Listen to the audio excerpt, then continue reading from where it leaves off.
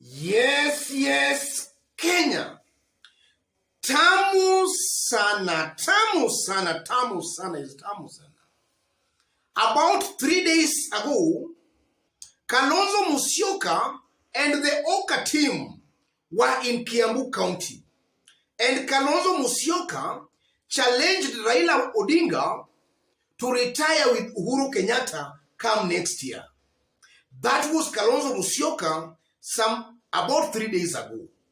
So yesterday, Edwin Sifuna, ODM Secretary General, through a tweet, responded to Kalonzo Musyoka.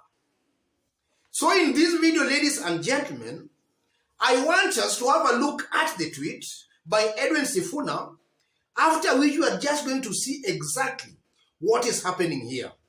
Is Kalonzo Musyoka and Raila Amolo Odinga splitting once again, or are they playing some kind of very high-level politics that maybe a majority of Kenyans may not know? That's what I want us to find out in this video right now. And before we do that, let's have a look at the tweet by Edwin Sifuna. Edwin Sifuna. If Stephen Kalonzo Musyoka had not been unreasonably greedy, in 07, Raila would have finished his 2 terms in 2017. We would all now be campaigning for Kalonzo's re-election under the original ODM party. And then Edwin Sifuna attaches that video there of Kalonzo Musyoka calling upon Raila Amolo Odinga to retire come next year. What does this all mean, ladies and gentlemen? That's our analysis and discussion today. So if in case you've just bumped here for the very first time, subscribe, give this video a like. Give it a like, please. Thank you. God bless you. God bless Kenya. Straight to our analysis and discussion. Some few months ago, Kalonzo Musyoka shocked the whole nation when he stated that it would be very stupid to support Raila Amolo Odinga for the 3rd time without a measure of reciprocity. Yes. And during that time, Kalonzo, in most of his occasions, his handlers were actually attacking Raila Amolo Odinga, and Kalonzo also at that time was seemingly attacking Raila Amolo Odinga. And then Edwin Sifuna again at that time told Kalonzo that Raila had not sought his help, or rather Raila had not approached him for help. And after that, things cooled down and Kalonzo slowed his attacks on Raila Amolo Odinga. That was a few months ago. And as I talk right now, Kalonzo has not been very keen to throw words to Raila Amolo Odinga or at Raila Amolo Odinga. And we have been seeing Kalonzo Musyoka very aggressively attacking William Ruto. But his remarks some few days ago actually just shows that maybe things are changing once more. So, what is actually happening here? That's what I want us to find out in this video. The first thing that comes out clearly from this whole incident, it seems to appear to me that Kalonzo Musyoka and Edwin Sifuna, hawa wanajuana kwa vilemba, they know one another. Because anytime Kalonzo maybe comes out with some, or rather anytime Kalonzo gives out some remarks that are not really palatable to Raila Amolo Odinga, the person who always responds to Kalonzo Musyoka is Edwin Sifuna. And after all that, things seem to be cooling down after Kalonzo has made his remarks, and then Edwin Sifuna has responded. Things seem to be cooling down after these two individuals have exchanged some words. So Kalonzo, some few days ago insinuating, or rather saying Raila should retire next year, that really speaks volume. Because we all know that from behind the scenes, and these are wide rumors and allegations, things we have confirmed. From behind the scenes, Kalonzo's men and Raila's men are in negotiation talks. These two teams are talking for a possible power pact. And Kalonzo's very closest allies, the likes of Makueni Senator and Charles Kalonzo, they have also confirmed that. They have confirmed that actually Kalonzo and Raila are in talks. But what is it now that Kalonzo is saying that Raila should now retire?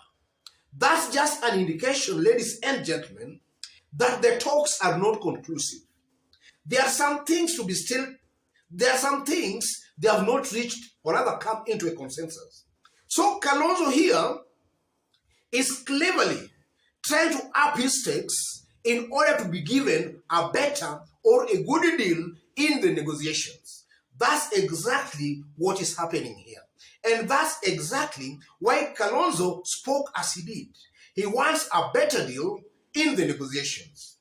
And by Edwin Sifuna responding to Kalonzo Musyoka, it's just simple.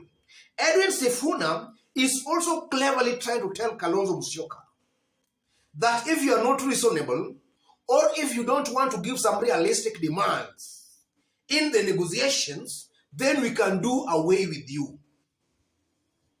You can walk out and we shall still move on. That's what Edwin Sifuna is cleverly trying to tell Kalonzo here. So what's the political implication of all that? I tend to believe from where I sit, ladies and gentlemen, that political deals in Kenya involves quite a lot. There is monetary exchanges involved, there are political seats involved, all those sorts of things. And from behind the scenes again, it's a given fact, and this is something that has been confirmed, that Uhuru Kenyatta's men and Raila's men, they have almost come into an agreement that Raila's running mate should come from the mountain, or rather from Mount Kenya. That is widely what we have learned or gathered from behind the scenes. And also some few weeks ago, Kalonzo's men were actually complaining that even the post of Raila's running mate seems not to be, it seems to be, they can't get it. That was Kalonzo's men actually some few weeks ago. So from where I sit, ladies and gentlemen, I tend to believe that what is stalling the maybe negotiations is that maybe Kalonzo and his team, they want to be Raila's running mate. They want to be given that post of Raila's running mate. Because from where I sit, as things stand today, Kalonzo Musyoka knows for a fact that he cannot demand of Raila Amolo Odinga to support him for the presidency. Because that one has been overtaken by events. That is something that is unrealistic and cannot actually happen. So I strongly believe that what might be causing the tension and the confusion is that Kalonzo insists, and his men maybe, that Raila should actually give them the running mate position. But Raila and Uhuru's team, they are of a very strong opinion that the running mate should be given to somebody from the mountain, from Mount Kenya. That is exactly what may be still causing some confusion in the negotiations. So all this, Kalonzo saying this, Edwin Sifuna comes to respond, just shows and proves that the talks are still not conclusive. But having said all that, ladies and gentlemen, from where I sit, I tend to believe, and this is largely my opinion, that even without the Oka team, without Kalonzo Musyoka, as things stand today, Raila most definitely will still win the election, with or without Oka. And that is something that should now be made clear to the Oka team. They should not maybe hold the handshake team, Uhuru and Raila. They should not hold these two principles hostage, because at the end of the day, I still believe Raila will still easily win the presidency, even without this team. That's my considered opinion, ladies and gentlemen. And as I did state when we were starting, if you've just bumped here for the very first time, kindly subscribe, give this video a like. Give it a like, please. If you are watching us for the very first time, and you are watching us outside Kenya, drop a comment, let us know from which part of the globe you are watching us from. drop a comment, please. Let us know from which part of the globe you are watching us from. And if possible, also subscribe. Give this video a like. Give it a like, please. And to our fans and subscribers here, I'm very much humbled, very grateful for the kind of support you are giving me here by constantly giving our videos likes, constantly dropping your comments. God bless you. God bless Kenya. And to any other person, that's the kind of analysis we do here. We don't beat about the bush. We go straight to the point. We hit the nail on the head. God bless you. God bless Kenya. Tamu sana, tamu sana, tamu sana.